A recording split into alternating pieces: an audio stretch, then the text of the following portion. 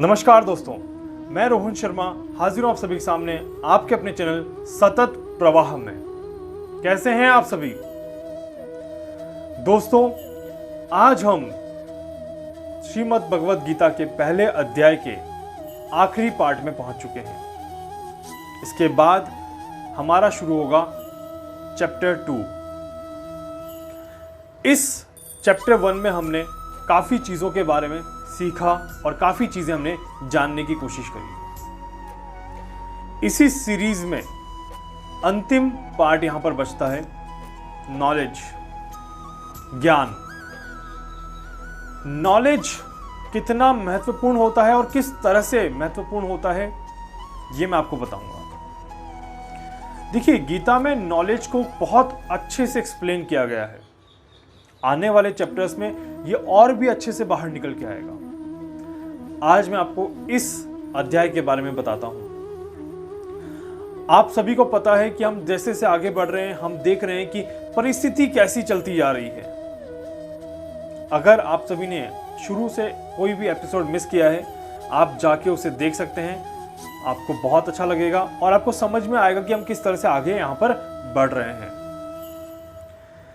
यहां पर नॉलेज को कितने तरह से देखा गया है? 2 तरीके से यहां पर नॉलेज को देखा गया है, inner knowledge and outer knowledge. अंदर का ज्ञान और एक बाहर का ज्ञान। जी हां, हमारे पास 2 तरह के नॉलेज होते हैं, inner knowledge and outer knowledge. What is the difference between inner knowledge and outer knowledge? दोनों में क्या अंतर है और क्या हम कभी इस अंतर को महसूस कर पाए हैं या नहीं कर पाए हैं? देखिए, बाहर का ज्ञान, बाहरी ज्ञान जो कि बचपन से हमने पढ़ा है, सीखा है, देखा है, महसूस किया है, वो सारा हो गया हमारा बाहर का ज्ञान, किताबी ज्ञान, एक्सपीरियंस ऑफ द लाइफ। कहीं से कुछ सीखा, गलतियों से सीखा, वो हो गया हमारा बाहर का ज्ञान। आंतरिक ज्ञान हमारे अंदर की शक्ति होती है जो कि हर एक चीज करने में हमें मदद करती है। जी हां, इसको कैसे एक्सप्लेन कर सकते हैं, ये मैं भी आपको आगे एक्सप्लेन करता हूं। सबसे पहले एक छोटा सा एग्जांपल देते हैं। आप पहले बात करते हैं भगवत गीता में क्या किस्सा हुआ था, जिसके बारे में मैं आपको बताने की कोशिश कर रहा हूं। देखिए, जब परिस्थिति युद्ध की आ गई थी तो वहां पर अर्जुन ने अपने आप को किस तरह से समझाया या किस तरह से समझा, उसके बारे में छोटा सा यहां पर एक्सप्लेनेशन दिया गया है। जब ऐसी विकट परिस्थिति थी कि सामने युद्ध का माहौल बन रहा हो, तो वहां पर अर्जुन के मन में क्या चल रहा था और बाहर क्या चल रहा था। अर्जुन बहुत ही अच्छे तीरंदाज थे और मन में बहुत ही ज्यादा भय था। भय, युद्ध का भय, भय अपनों से लड़ने का भय, भय था यहां पर कि परिणाम क्या होगा। उस कारण से इतनी अच्छी तीरंदाजी, इतना अच्छा तीर कमान चलाने के बावजूद भी वो अपने आप को कहीं ना कहीं हारा हुआ महसूस कर रहे थे। उन्हें लग रहा था कि शायद ये नहीं होना चाहिए या वो ये नहीं कर पाएंगे। इट मीन्स कि when your inner soul, when your inner power, when your inner knowledge is weak, your outer knowledge cannot make you strong. जब आपके अंदर का ज्ञान, अंदर की आत्मा, अंदर की शक्ति वीक हो जाती है, तो आपके बाहर का ज्ञान, बाहर की शक्ति आपको मजबूत नहीं होने देती है। एक बच्चा है जिसने एग्जाम से पहले पूरे दिन पढ़ाई करी, पूरे महीने पढ़ाई करी और पूरे साल पढ़ाई करी, और उसके मन में सिर्फ ये डर है कि वो पास होगा या नहीं होगा, या पेपर कैसा आएगा, या वो एग्जाम में कैसा परफॉर्म करेगा। इट मीन्स कि उसका इनर नॉलेज वीक हो रहा है। आता सब कुछ है, जानता सब कुछ है, पर कहीं ना कहीं डर सता रहा है और उस कारण से उसका वो एग्जाम खराब जा सकता है। और होता कब है, ये हमने सभी ने किया है और हम सभी इस चीज को महसूस कर सकते हैं। और फिर क्या होता है, जब हम एग्जाम में बैठते हैं तो हम अपने इनर सोल को मजबूत करने की कोशिश करते हैं। हम हमारे आंतरिक ज्ञान को मजबूत करते हैं और उसे बाहर के ज्ञान के साथ मैच कराते हैं। उसके बाद हम एग्जाम लिखना शुरू करते हैं और अच्छे नंबर हमें मिलते हैं।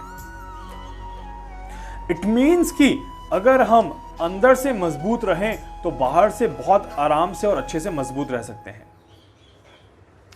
गीता के हर एक अध्याय में आंतरिक शक्ति को मजबूत करने के लिए बहुत अच्छे से बताया गया है और बहुत कुछ बताया गया है। हमारे जीवन की चुनौतियों को किस तरह से हम बहुत आराम से हैंडल कर सकते हैं, इसका पूरा विश्लेषण इस गीता सार में यहां पर आपको मिल जाएगा। और वो भी बहुत अच्छे शब्दों में आपको मिल जाएगा कि यहाँ पर कैसे, किस तरह की परिस्थिति में आपको क्या करना चाहिए और कैसे उस चुनौती का, उस प्रॉब्लम का, उस मूवमेंट का आपको सामना करना है, यह आपको पता चल जाएगा। और यहां पर जिस तरह से अर्जुन के मन में आंतरिक ज्ञान जो था वो एक तरह से गात लगा के बैठा था, एक तरह से मतलब कि उसे कहीं ना कहीं बहुत ज्यादा कमजोर करके बैठा था।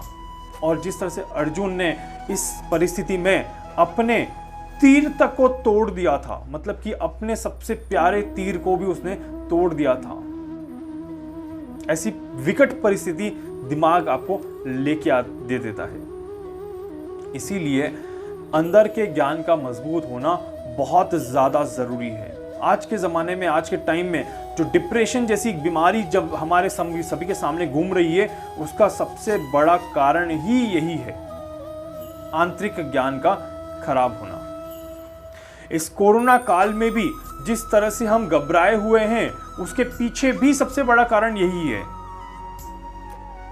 इनर नॉलेज का वीक होना।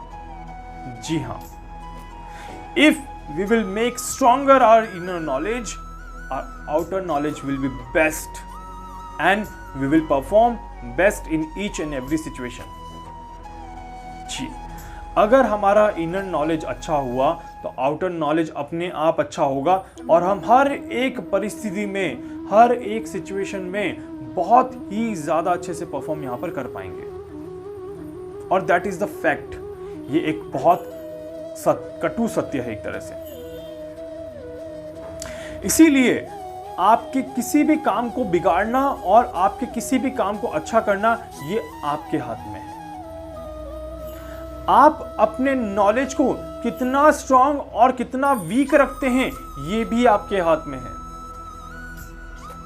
तो इसीलिए मेरी आप सभी से यही रिक्वेस्ट रहेगी कि अपने अपने नॉलेज को, अपने अपने ज्ञान को, अपने अपनी सोल को स्ट्रांग बना के रखें। जितना आप स्ट्रांग फील करेंगे, आप स्ट्रांग, यहाँ पर आप स्ट्रांग बनेंगे, आपके जीवन की चीज़ें उतनी ही अच्छी बनती जाएंगी, उतनी ही आसान बनती जाएगी। उम्मीद करता हूँ ये जो सेशन मैं आप बता रहा हूँ आप सभी को, ये आपको अच्छा लगेगा और आप इसे लाइक करेंगे, शेयर करेंगे, सब्सक्राइब करेंगे, ज़्यादा से ज़्यादा लोगों तक इसको पहुँचाएंगे ताकि ज़्यादा से ज़्यादा लोग इसको देख पाएँ और समझ पाएँ। इसके अलावा अगर आप अपनी लाइफ के बारे में कुछ जानना चाहते हैं, अपनी एस्ट्रोलॉजिकली मुझसे कोई हेल्प चाहते हैं, या मेडिटेशन या फिर रेकी के ज़रिए अपने जीवन में कोई हेल्प चाहते हैं, आप मुझसे संपर्क कर सकते हैं। मैं पूरी कोशिश करूंगा कि आपकी हर संभव मदद यहाँ पर कर सकूं। धन्यवाद।